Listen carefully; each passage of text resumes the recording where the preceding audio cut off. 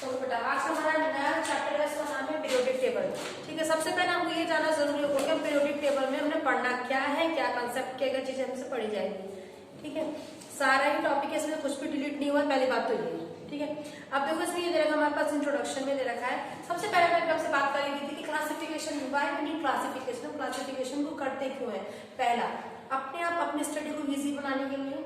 ठीक है, अगर कोई नई चीज आती तो उसके लिए आपको जगह पता होगी। अगर मैं आपके घर में किचन में कोई चीज लेकर आई, कोई सामान लेकर आता हूँ, उसकी जगह पता होती है। हमारे नए साबुन आते हैं, कहाँ रखते हो? किचन में नहीं, रखते बाथरूम में रखते हैं। आपको और पता है कि अगर कोई नई चीज आई है तो आप उसकी जगह क्या करोगे, उसे आइडेंटिफाई करके उसको उसकी जगह में रखोगे।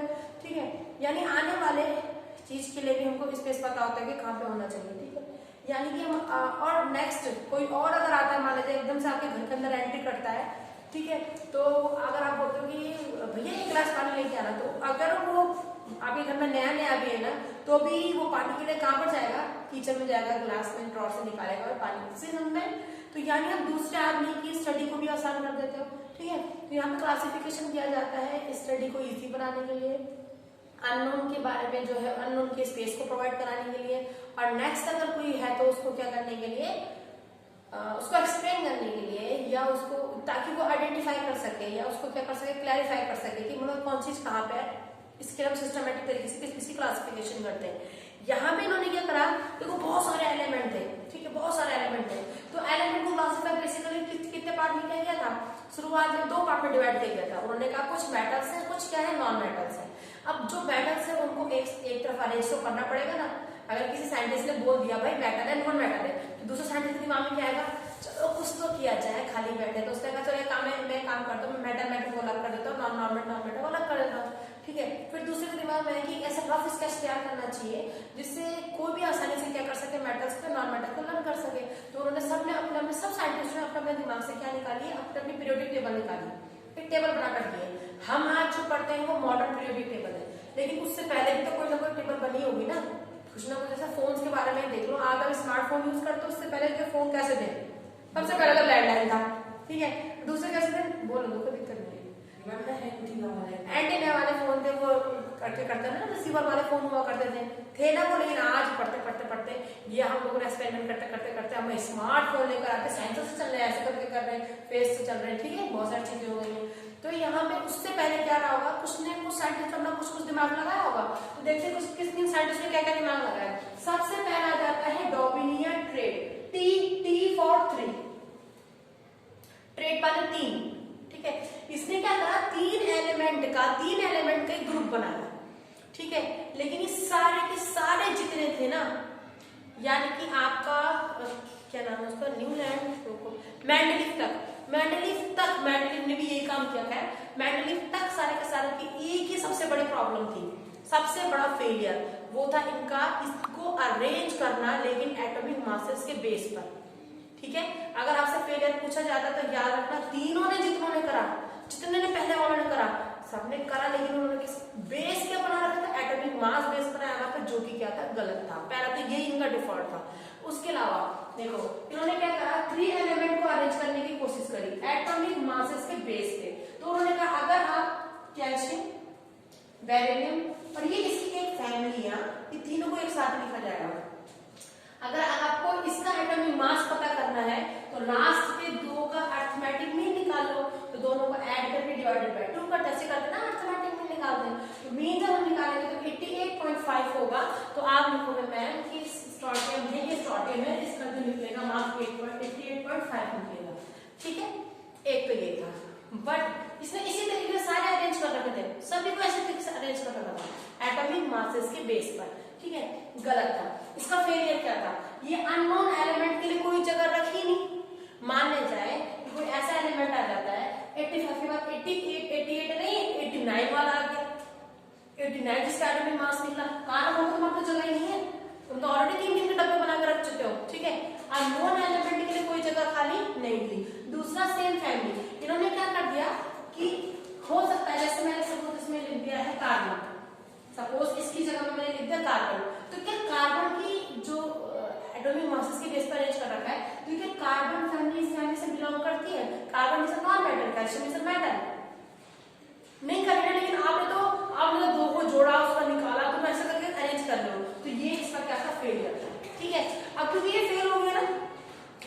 सेम हुआ। तो नेक्स्ट किसी साइंटिस्ट ने कुछ ना कुछ और करना था। तो नेक्स्ट साइंटिस्ट कौन था? Newland law of octave. इसमें आगे ऑक्टेव भी आता साथ में लिखा है, न्यूलैंड लॉ ऑफ ऑक्टेव। आप लोगों ने हिंदी में हमारी म्यूजिकल इंडस्ट्री है वो किस तरीके से गाती है? सबसे पहले बेसिक क्या सिखाया जाता है? सारे गा मा पा धा नी सा, इतना तो सुना होगा आप लोगों ने। तो सा से ही शुरू होता है, सा पे ही खत्म होता है।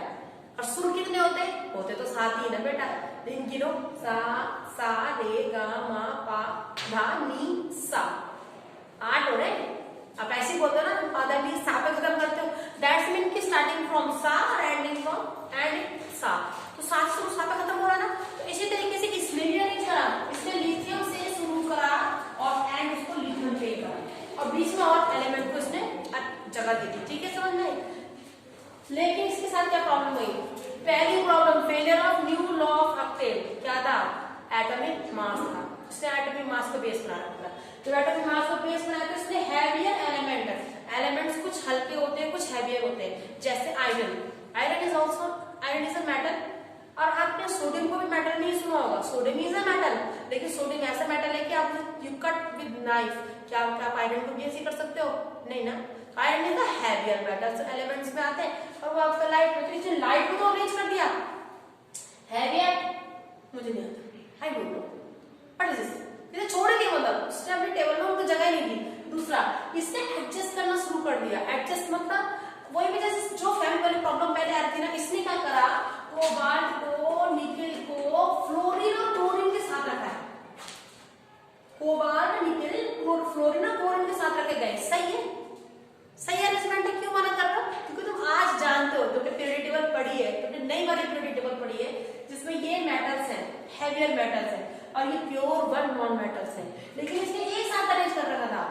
आप ऐसे भी मना कर दोगे, बोलोगे नहीं मैडम क्या पढ़ा रहे हो, ये थोड़ी पीरियोडिक टेबल, ये गलत है। ओके, तो दैट ये एक चीज थी। ठीक है, सेम। और इन्होंने क्या करा? पहले प्राप्त तो ये कर दिया इसने कि जो सेम फैमिली वाले थे उनको अलग कर दिया और जो डिफरेंट फैमिली मेंबर्स थे उन्हें साथ में जोड़ दिया। तो ये इसका क्या था? दूसरा फेलियर था। इन दोनों के फेलियर के बाद एक और के दिमाग में थोड़ी खुजली होती है ना, साइंटिस्टों के अंदर आदत होती है, अगर एक गलत करेगा तो दूसरा तुरंत उसको सही करने के लिए तैयार हो जाता है। तो तीसरा हमारे पास था इसकी, पर इन्होंने जो हमको दिया ना वो काफी एप्रिशिएबल था और उसी के बेस पे हमारे पास क्या निकल के आई थी? नई मॉडल पीरियोडिक टेबल आई थी। ठीक है,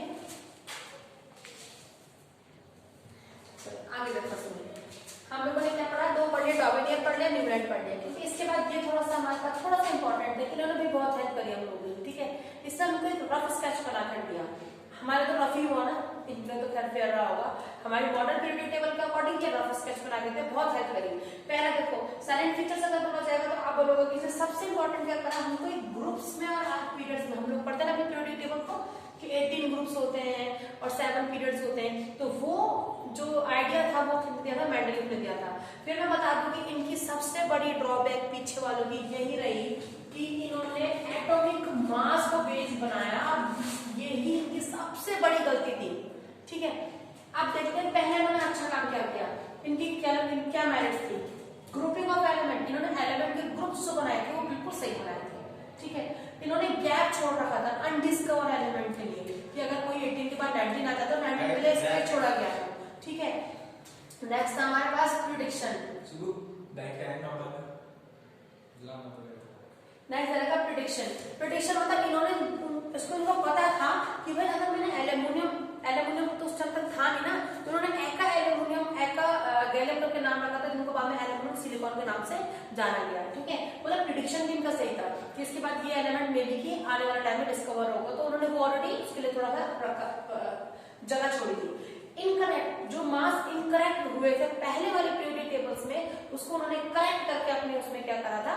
रखा हुआ था। लेकिन एटॉमिक मास था ना बेस, तो देखो अगर यहाँ पे 1 2 3 4 इनकी मेरिट है तो 1 2 3 4 5 6 इनकी क्या है?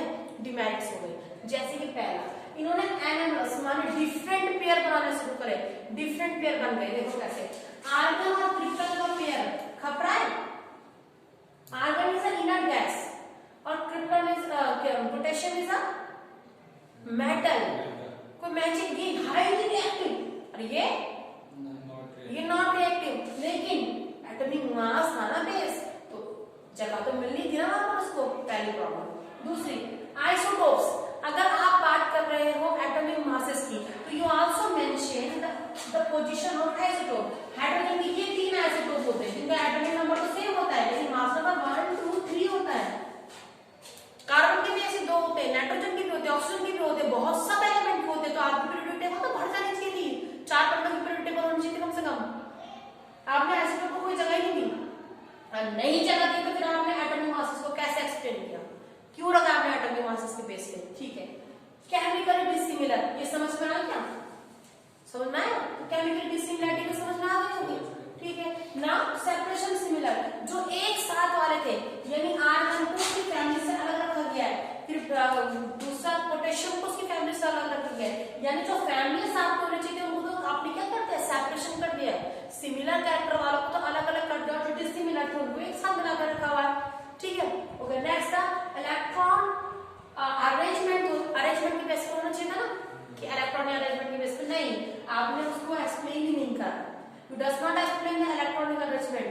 कहां है आपका इलेक्ट्रॉनिक अरेंजमेंट, कैसे ये कैसे आपने अरेंज कर रखा है, कोई ऑर्बिटल तो बताओ, हमको कुछ नहीं था। Last position of hydrogen. Hydrogen के अंदर प्रॉब्लम ये थी कि हाइड्रोजन दोनों तरीके से बिहेव करता था, मेटल भी और नॉन मेटल भी। तो इन्होंने इसकी पोजीशन को मेंशन ही नहीं करा, इन्होंने इसको एल्किली के ऊपर डाल दिया, कहीं भी डाल दिया। मतलब अरे उसको मेंशन तो करो कि ये आपका प्रॉपर्टी तो दोनों शो कर रहा है ना, लेकिन आपको कोई ना कोई पोजीशन तो उसे मेंशन करनी थी। तो ये सारी डिसिमिलरिटीज थी या आपकी डिमेरिट्स थी जो किसने करी थी, किसके थ्रू हुई थी, मेंडल पीरियोडिक टेबल। लेकिन अगर हम बुराई को ना देखें, अगर हम अच्छाई को देखें तो बहुत एक अच्छी चीज दी थी इन्होंने हमको ग्रुप ऑफ पीरियड्स बना के दिए, इन्होंने हमको गैप दिया ताकि हम अपने आने वाले एलिमेंट को डिस्कस कर सके। और कुछ इन्होंने प्रेडिक्शन ऑलरेडी कर रखे थे, वो प्रेडिक्शन भी आने वाले टाइम में बिल्कुल वही निकले जो इन्होंने प्रेडिक्ट करे हुए थे। एक एल्यूमिनियम, एक सिलिकॉन का नाम से बाद में वो एल्यूमिनियम ही निकला और वो सिलिकॉन ही निकला। समझ आए? अब हम पढ़ेंगे हमारी अपनी जो पीरियोडिक टेबल है आज की वो क्या है, मॉडर्न पीरियोडिक टेबल के बारे में। ठीक है, क्या भाई मॉडर्न पीरियोडिक टेबल क्या होती है, कैसे बनाई गई, क्या बनाई गई, क्या क्या चीज उसके अंदर है। ठीक,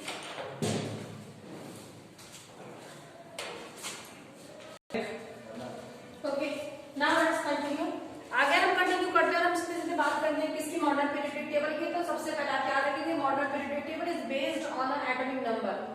ठीक है, और एटॉमिक नंबर की बेस से बनी है, तो इसका मतलब है कि हम जब भी बात करेंगे तो उसकी फिजिकल और केमिकल प्रॉपर्टीज क्या होंगी, सेम होंगी, क्योंकि हम जानते हैं कि एटॉमिक नंबर जो फिजिकल और केमिकल प्रॉपर्टी होती है किस चीज पर डिपेंड करती है, उसके एटॉमिक नंबर पे डिपेंड करती है। तो ये सबसे बड़ी एक वो क्या कहते हैं बेस था और सही बेस है जिसकी वजह से हमारी पूरी पीरियोडिक टेबल जिसे हम आज क्या बड़े आसानी से याद कर लेते हैं। ठीक है, दूसरे से करा किसी से करा था, हेनरी मोसले ने किया था। ठीक, ये हेनरी मोसले ने इसको क्या करा था, पीरियोडिक टेबल को बनाया था। ठीक है, अच्छा इसने डिजाइन जो रखा था अपने पीरियोडिक टेबल का वो क्या रखा था, बिल्कुल वही रखा था जो मेंडलीफ ने अपने पीरियोडिक टेबल का रखा था। यहाँ पे इसने पोजीशन ऑफ आइसोटोप को मेंशन किया गया है क्योंकि जरूरत ही नहीं पड़ी ना, आपने एटॉमिक नंबर को बेस बनाया, अगर मास को बनाया तो तब तो 1 2 3 रखना पड़ता, आपने एटॉमिक नंबर को बेस बनाया तो क्लियर हो गया कि पोजीशन ऑफ आइसोटोप्स क्या होंगे, यहाँ पे एक्सप्लेन जो एटॉमिक नंबर है वो उसी के अंदर आ जाएंगे। ठीक है, दूसरा हाइड्रोजन को नंबर 1 पोजीशन दे दिया, ना तो वो एल्किली में रखा गया, ना ही वो किस में रखा गया, नॉन मेटल में रखा गया। ठीक है, उसको अलग ही जगह दे दी गई है। यहाँ पे एक और वर्ड आया है पीरियोडिसिटी, यानी आप बड़ी ही आसानी से पीरियोडिक टेबल को पढ़ते। जैसे मैं आपको एक एग्जांपल देती हूँ, मैंने पढ़ा ऊपर से नीचे की तरफ ग्रुप में, पहले ग्रुप में जाती हूँ, पहले ग्रुप में आता है lithium, sodium, potassium, rubidium, caesium, फ्रेंचियम। ठीक है, ये आता है ना। ओके, तो लिथियम में देखो, अगर आपने लिथियम को पढ़ लिया, ठीक है, लिथियम की स्टडी कर ली, तो मैक्सिमम सारे के सारे एक जैसे ही क्या करेंगे, रिएक्टिविटी करेंगे। ठीक है, जैसे अगर मैं कहती हूँ इसका वैलेंस इलेक्ट्रॉन 1 है, इसका क्लियर, वैलेंस इलेक्ट्रॉन सबका सेम होंगे। अगर मैंने कहा इसकी वैलेंसी 1 है, इसकी 1 होगी, इसकी 1 होगी, इसकी 1 होगी, इसकी 1 होगी, इसकी 1 होगी। समझ आए? तो अगर आप एक कैरेक्टर ऊपर से पढ़ लेते हो तो उसको नीचे आप आसानी से एक्सप्लेन कर सकते हैं। समझ आ रही है ना बात? That is called a periodicity, या पीरियोडिसिटी होता है रेगुलर इंटरवल टाइम के हिसाब से चेंज होने को भी पीरियोडिसिटी कहा जाता है। ठीक है, हाँ, पीरियोडिसिटी चेंज भी हो सकती है। ठीक है, वो अकॉर्डिंग टू कंडीशन होगा। ठीक, अच्छा, अब हमारे पास साइलेंट फीचर्स में दिया गया है कि आपके क्या होते हैं modern periodic table divided into two part. वही ग्रुप कितने होते हैं? ग्रुप होते हैं 18। आपके पास 18 ग्रुप है बेटा पूरे। पीरियड्स कितने हैं? 7 पीरियड्स है। इसमें मैंने सिर्फ 2 इन्फॉर्मेशन लिखी है, आपको भी 2 अच्छे से रन करनी है। पहला जो पीरियड होगा, पहला जो पीरियड है 7 बोले ना मैंने, पहला पीरियड वो सबसे छोटा होता है क्योंकि इसमें सिर्फ 2 एलिमेंट होते हैं, ठीक है। सबसे लंबा होता है 6, वो क्या होता है आपका 32 एलिमेंट इसके अंदर प्रेजेंट होते हैं। और सबसे जो 7th है, याद रखना वो 7th जो हमारे पास पीरियड है वो इनकम्प्लीट है, अभी वो पूरी तरीके से कंप्लीट नहीं है। तो इनकम्प्लीट भी हमारे पास एक टेबल है, वो कौन सी है? 7th है, ठीक है। तो कहीं भी क्वेश्चन पूछा जा सकता है, ऑप्शनल में पूछा जा सकता है, कहीं से भी कैसे भी इसको अटेम्प्ट किया जा सकता है क्वेश्चन के फॉर्म में, ठीक है। तो इतना इन्फॉर्मेशन आती है। इसके बाद अगर मैं इस वाले क्वेश्चन को हटा दूं, ये सारे आपके साइलेंट फीचर्स थे, तो अब हम बात कर रहे हैं कि हमारे एलिमेंट्स कितने टाइप के होते हैं। आपने एलिमेंट्स को कौन कौन से टाइप में पढ़ा था? आपने एलिमेंट को मेटल, नॉन मेटल, मेटेलॉइड और इनेट के हिसाब से पढ़ा था, नॉर्मल मेटल के हिसाब से। लेकिन अब आप सीनियर हो चुके हो, आपके पास एक पीरियोडिक टेबल आएगी, वो इस तरीके की होगी, ठीक है। पीरियोडिक टेबल को इस तरीके से डिजाइन किया गया है। तो ये वाला हिस्सा आपका क्या कहलाता है? 2 पार्ट में डिवाइड होता है, पहला ग्रुप और दूसरा ग्रुप, ठीक है। उसके बाद यहां से 3, 4, 5, 6, 7, 8, 9, 10, 11, 12 तक, 3 से लेकर 12 बीच में, ठीक। फिर यहाँ पर 13 to 18 होता है, ठीक है। ये वाला ब्लॉक, ये बिल्डिंग बनाई गई है, तो ये बिल्डिंग है एस वालों की, ये एस ब्लॉक की बिल्डिंग है, ठीक है। ये वाली बिल्डिंग पी वालों की है, पी ब्लॉक की बिल्डिंग है। ये वाली बिल्डिंग डी ब्लॉक वालों की है, और साथ साथ में कहीं पर एफ भी है। और कुछ ही नीचे वाली को मैंने लेंथेनाइड देखा होगा, टेबल नीचे से भी लिखे रहते हैं, ये लेंथेनाइड और एक्टिनाइड होते हैं। एक्चुअली में इनकी ना प्रॉपर्टी बिल्कुल हट गए, अगर ज्यादा हट गए होता है ना उसे ग्रुप से हटा दिया जाता है, तो उसे बोला था हट ही जाओ आप बस। तो ये हट ही गए, क्यों? क्योंकि ये रेडियो एक्टिव है, इनका नेचर क्या है? रेडियो एक्टिव है, यानी कि अपने आप ही अपनी बॉडी में से न्यूक्लियस को निकालते रहते हैं, और ऐसी कोई प्रॉपर्टी हमारी टेबल में नहीं थी, ठीक है। तो उनको यहाँ बीच में से उठा के 51 के बाद यहाँ से उठा के पूरे टेबल को नीचे रख देते हैं, ठीक है। ओके, तो इनकी स्टडी अलग हो जाती है। ओके, अब अगर मैं बात करूँ कि element now in your class, element is divided into 4 part. Inert आप अच्छे से जानते हो, नोबल गैसेस होती है, ठीक है। ओके, रिप्रेजेंटेटिव एलिमेंट कहा जाता है, वो एस और पी ब्लॉक वाले होते हैं। मैं आपको समझा दूं, एस और पी ब्लॉक, एस ब्लॉक में आपके आएंगे 2 पार्ट, ठीक है, जो मैंने लिखे हुए हैं। एक हो जाएगा एल्कीन, ये हाईली रिएक्टिव होते हैं। उसके बाद थोड़े कम रिएक्टिव होते हैं, थोड़े कम, बहुत ज्यादा कम नहीं, थोड़े से कम होते हैं, वो होते हैं एल्कलाइन। इनको एल्कलाइन अर्थ मेटल बोला जाता है, क्योंकि ज्यादातर अर्थ क्रस्ट से मिलते हैं, खुदाई करने में मिलते हैं, नहीं, इसलिए एल्कलाइन अर्थ मेटल बोला जाता है। एल्कीन वाले हाईली रिएक्टिव होते हैं, क्योंकि अपना ये 1 इलेक्ट्रॉन डोनेट करते हैं और रिएक्ट कर जाते हैं, ठीक है। ये हाईली रिएक्टिव होते हैं, इन्हें 2 इलेक्ट्रॉन डोनेट करने पड़ते हैं, थोड़ा सोचना पड़ता है, ठीक है। तो ये हाईली रिएक्टिव होते हैं एस ब्लॉक वाले, उनको रिप्रेजेंटेटिव कहते हैं। और इन्हीं के साथ होते हैं कौन से वाले? पी ब्लॉक वाले। आपको क्लोरीन का एग्जांपल दिया था मैंने, उसमें नेगेटिव होता है, -1 होता ना, तो वो 1 इलेक्ट्रॉन लेता है, उसने 1 इलेक्ट्रॉन लेना, रिएक्ट कर जाना है। तो याद रखना, जिनकी वैलेंसी +1 होती है, -1 होती है, वो हाईली रिएक्टिव होते हैं, ये वो रिप्रेजेंटेटिव एलिमेंट्स कहलाते हैं। ऐसे याद रखिए, एस ब्लॉक वाले और पी ब्लॉक वाले is a representative element, okay. फिर है ट्रांजिशन। ट्रांजिशन माने क्या होता है? पुल, ब्रिज। तो देखो एस और ये पी ब्लॉक है, इनके बीच में नहीं हो रहा ट्रांजिशन, तो डी, ये होते हैं डी ब्लॉक वाले। तो ट्रांजिशन एलिमेंट इनको कहा जाता है, डी ब्लॉक वालों को कहा जाता है, क्लियर है, ठीक है। नेक्स्ट है इनर ट्रांजिशन, ये भी ट्रांजिशन करते हैं, लेकिन ये पूरी तरीके से ट्रांजिशन नहीं करते, तो इन्हें इनर ट्रांजिशन कहा जाता है, कुछ हिस्सा ये रोक लेते हैं ट्रांजिशन के लिए, तो वो इनर ट्रांजिशन एफ ब्लॉक वाले होते हैं, इनर ट्रांजिशन, ठीक है। और नॉर्मल गैस में फिर रिपीट कर चुके, इनर्ट गैसेस है, किसी के साथ रिएक्ट नहीं करती, इसलिए इनर्ट कहा जाता है या नॉर्मल कहा जाता है, ठीक है। अच्छा जी साहब, इसमें आपके पास रिप्रेजेंटेटिव के कुछ कैरेक्टर दिए गए, तो रिप्रेजेंटेटिव में आप याद रखेंगे, रिप्रेजेंटेटिव लिखा गया है कि वो उसमें आपके मेटल्स भी आते हैं और आपके नॉन मेटल भी इंक्लूड होते हैं, ठीक है। इसमें दे रखा है कि वो इलेक्ट्रोवैलेंट बॉन्ड भी बनाते हैं और वो कोवैलेंट बॉन्ड भी बनाते हैं। मेटल्स जो होते हैं वो गुड कंडक्टर ऑफ इलेक्ट्रिसिटी होते हैं। मेटलिक कैरेक्टर नीचे की तरफ इंक्रीज करता है, ये कुछ पॉइंट लिखे गए, बाद में आगे इसमें एक्सप्लेन करूंगी, ठीक है। अच्छा, ट्रांजिशन एलिमेंट के बारे में क्या लिखा है? ट्रांजिशन एलिमेंट याद रखना हैवी मेटल है, अगर वो हैवी मेटल है तो उनका मैग्नेटिक और बॉइलिंग पॉइंट क्या होगा? हाई होगा। क्या वो गुड कंडक्टर ऑफ इलेक्ट्रिसिटी होंगे? और फिर बात मेटल है तो गुड कंडक्टर ऑफ इलेक्ट्रिसिटी दोनों ही होंगे। क्या वो मैग्नेट की तरफ जाएंगे? अट्रैक्ट करेंगे, हाँ, क्योंकि उसके अंदर आयरन आता है। आयरन को अगर अपने दिमाग में रखो आप, तो आयरन बहुत इजीली आयरन की तरफ मैग्नेट की तरफ अट्रैक्ट करता है, ठीक है। और क्या वो कैटलिस्ट की तरीके से इस्तेमाल किए जा सकते हैं? हाँ, ये बहुत इंपॉर्टेंट पॉइंट है। डी ब्लॉक वालों की पहचान जो होती है वो एज अ कैटलिस्ट की तरीके से होती है। और एक और तरीके से होती है, डी ब्लॉक वाले कलर्स आयन बनाते हैं, यानी जब उनको रिएक्शन दोगे ना, तो रिएक्शन कैसे निकलेगा बोतल में, या आपके टेस्ट में नीला, पीला, हरा, काला, बैंगनी, ठीक है। तो वो कलर आयन को शो करते हैं, कलरफुल होते हैं, ठीक है। कौन से वाले? डी ब्लॉक वाले। Okay, most of the colour ion, okay, मैं एक्सप्लेन कर सकती हूँ। इसके अलावा आपने ये पढ़ा था, जो अभी पहले लेसन में पढ़ा था हमने, लैंग्वेज ऑफ केमिस्ट्री में पढ़ा था, कि वैलेंसी और वेरिएबल वैलेंसी पढ़ा था। वैलेंसी, एक वैलेंसी, वेरिएबल माने एक से ज्यादा वैलेंसी। जैसे एग्जांपल किसका दिया था आपने? कॉपर का दिया था। कॉपर की वैलेंसी 1 भी होती है और 2 भी होती है। ऐसे आयरन की वैलेंसी 2 भी होती है और 3 भी होती है। अरे दोनों के दोनों कौन से ग्रुप में आते हैं? दोनों के दोनों डी ब्लॉक में आते हैं। तो आप क्या बोल सकते हो? आप ये बोल सकते हो ना कि जो डी ब्लॉक वाले हैं वो क्या होंगे, या जो ट्रांजिशन होते हैं वो कैटलिस्ट की तरीके से भी काम करते हैं। जो डी ब्लॉक वाले होते हैं वो उनकी वेरिएबल वैलेंसी भी होती है। जो डी ब्लॉक वाले होते हैं वो क्या एग्जिबिट करते हैं? वेरिएबल वैलेंसी, और वो कलर्ड आयन बनाते हैं। तो ये 3 कैरेक्टर और के मुकाबले बिल्कुल डिफरेंट हो जाता है, ठीक है। ओके, इनर ट्रांजिशन के बारे में भी सेम वही, देखो ये भी वेरिएबल वैलेंसी शो करते हैं, ये भी कलर्ड आयन बनाते हैं, ये भी इनका मेल्टिंग वैल्यू पॉइंट थोड़ा हाई होता है। लेकिन इनकी खास बात क्या पहचान है? ये रेडियो एक्टिव नेचर के होते हैं, ठीक है। और इनर के बारे में तो आपको पता ही है, वो किसी के साथ रिएक्ट करता ही नहीं है।